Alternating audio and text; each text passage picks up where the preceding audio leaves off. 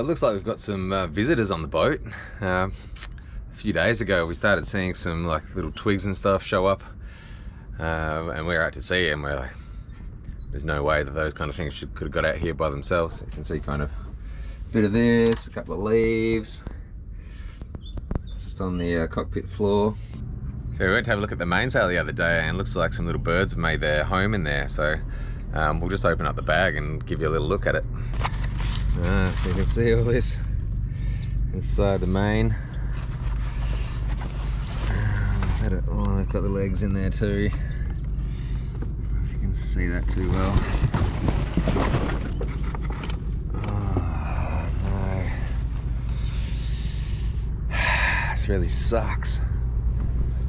These are the birds, I don't know if you can see them flying around. Oh. I hate this because I'm going to leave tomorrow and I don't know, they can't come with me. Well, they can if they want, but I don't think they will. And they've lost their home and their babies and fuck. I don't know what to do. I'm gonna have to figure out what the best course of action is here. So I just had a lovely chat with Pia from Department of Parks and Wildlife, and she asked me to send her a picture of the eggs, but we're pretty sure they're little swallow eggs. So these are the birds. Not sure how close we'll get before they'll fly off. There's one. This one's a bit braver. Let's see the mum. Oh, that let me get really close here. Cool. Oh, see ya. So yeah, they're little cuties that I'm dealing with, and unfortunately I'm gonna have to wreck their home. But yeah, the advice from the ranger is that the best chance, besides without destroying the eggs, is to relocate them somewhere over on the bank over there. And she also said if I do it as close to leaving as possible, they might see me taking them, and then if the boat's gone, that's even better, because if the boat's still here, then they'll keep trying to come back to the boat, because that's where they associate the nest with. Which, if they don't, then they'll start searching for their eggs elsewhere. So and I don't know, I'm kind of hoping, I don't know if this is how it works, but if they see me taking the eggs and their nest, I'll try and make it obvious to them when I go in the morning. Yeah, then they might follow me and figure it out.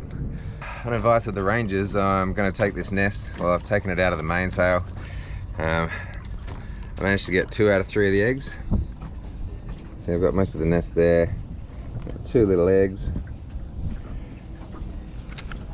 Unfortunately, the 3rd one broke in my hands. They're really fragile, really thin shelled. So I've got 2 out of 3, and I'm hoping that the birds will follow me and they'll realize that their eggs are there now, and I'll be able to make something of that. So fingers crossed, it's the best we can do. It's what the ranger suggested to do, so that's about all we can do at the moment. So yeah, I found a little spot here. So the boat's just out there, so we're not too far from where they were originally, and hopefully kind of just like tucked everything. Got their 2 eggs there. I'm hoping that this will be a spot where they can continue to look after their eggs and hopefully have some cute little babies, but I guess time will be the judge of that. So I pulled a bit of a classic me manoeuvre. I'm ready to sail out to Busselton to get some clear water to clean this bottom, because it's murky as hell here. You can't see your hand in front of your face. So yeah, we're gonna go a bit of sailing today. So it's the first real sail we're gonna have on Mahana. And last night I was going through a bit of a checklist and thinking, oh yeah, we'll bring the outboard off the dinghy and put it on the, fuck, there's nowhere to put the outboard. So I literally like whipped down to Bunnings this morning, got myself some materials, bought myself some new tools, and I'm gonna quickly try and whip that up before we have to leave this morning. So wish me luck.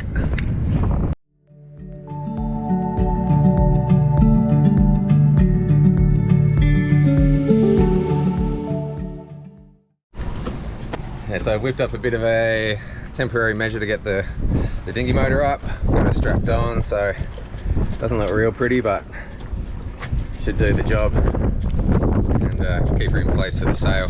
So got my original crew member Pete with us. He's rolling a durry, ready for the first sail. And yeah, we'll get some sail up and get on our way. So I'm about to put the main sail up on Mahana for the very first time. So let's see how she goes. Oh, she's smooth. Yeah. Wow.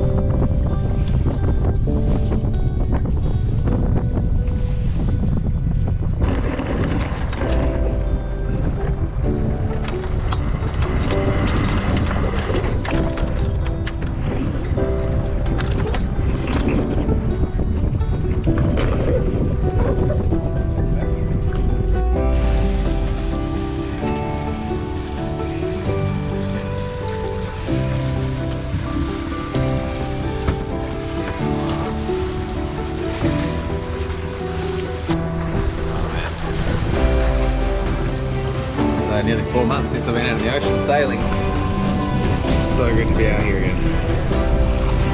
Oh man.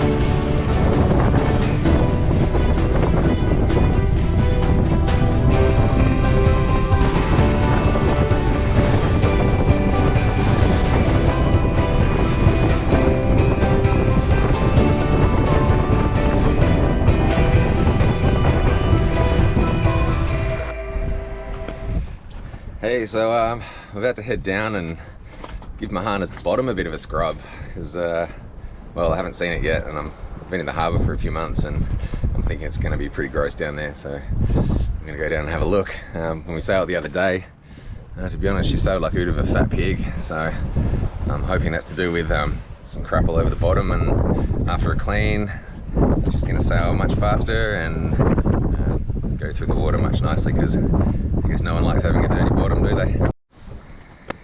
Alright, let's go and have a look at her.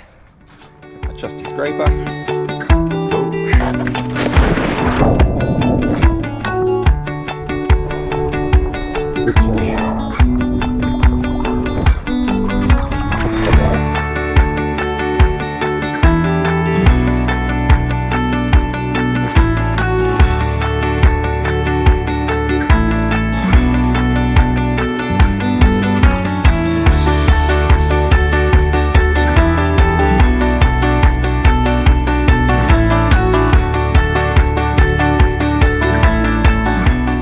Done some of the waterline, and I was actually hoping it was going to be dirtier because, yeah, like I said, she didn't sail too well the other day, but maybe that's just me not knowing how to sail her properly yet. So I'm going to go down deeper, and I realised when I was sitting up that I'd forgotten my weight belt, so I'm going to do a bit of improvisation and make my own little weight belt out of some chain and, you know, do it sailing style. So I've made up a little hooker kind of set up with the hose, and apparently see the compressor. Tracy's going to run that for me up here, and I've been told I'm not allowed on board because I'm covered in these little critters that seem to get all over you every time that you go down and clean the bottom. So yeah, I'm going to go down and give this a try. It's actually my first time using it, so hopefully they don't die. Hey, so what a day. Spent today sailing back from Bustleton to Bunbury, back to the harbour here in Casuarina, and it's been just such an awesome day. By far the best sailing day I've had since the accident. You know, we had just an awesome downwind sail, smashed it out. I did it with my partner Tracy's brother and her dad. It was a really good chance to bond with them, and they were awesome. Both were both into boating in the ocean, and yeah, both really cool guys to have on board. Just sitting here enjoying the sunset and just feeling that joy, and like just that, like the tiredness, and just a great feeling of having gone for an awesome sail again, and just like reconnecting really. Yeah, with how it feels and how it makes you feel. they have such a great day with great conditions and great people. Like, and to be honest, it's been a few good days. I haven't really spoken about it yet, but I had a real rough few days a week or so ago. I was in a bit of a bad headspace and I'd forgotten to go to work, and then I got a call saying, "Oh, why aren't you at work?" And that kind of like broke me down, and I just felt like an idiot. And like I went to work and I just couldn't even function like well enough to get to my first class. I was like crying in the staff room, and yeah, I had 2 really awesome teachers take me kind of aside and calm me down and talk to me about things, and gave me some really good advice, and they were probably, I don't know, more worried about me than I was, but to Mark and Tamara, I owe you guys so much right now. And then so word kind of got around, and they ended up driving me home. It was that kind of emotional, they didn't want to see me drive home, and yeah, they were worried about me. So yeah, it was a pretty low point, and things had just kind of piled up on me. I felt like, I don't know, I was kind of missing a bit of purpose in my life, and I don't know, I guess I wasn't just being grateful for what I had, and I was kind of missing what I didn't have, and I was feeling like I was failing at a series of things, and like it all kind of stems back to how I feel about how I failed so badly to sink my boat and lose my dog and all that stuff, and put everyone's lives in danger. But yeah, so it all kind of just stacked up on me, and then little things were starting to tick me off and like trigger me and get me emotional. So I just had to kind of like reset, but getting out and sailing is that's just the medicine, hey? Like getting out on the ocean, getting in the ocean, and like having a few wins along the way doesn't hurt either. So yeah, I just wanted to share that, and I'm feeling heaps better. And to anyone out there that's struggling, talk to the people around you, share something with someone, let them know that you're struggling if you need help, and definitely don't be afraid to call for professional help. Go see your GP, any of that kind of stuff, or give me a call and we can have a chat, because I know it sucks when you feel like that. Hey guys, thanks heaps for watching this episode. Just wanted to restate that if you are feeling down, or if you're having struggles with your mental health, not quite feeling yourself and you don't know why, just talk to someone about it. Doesn't have to be a big deal.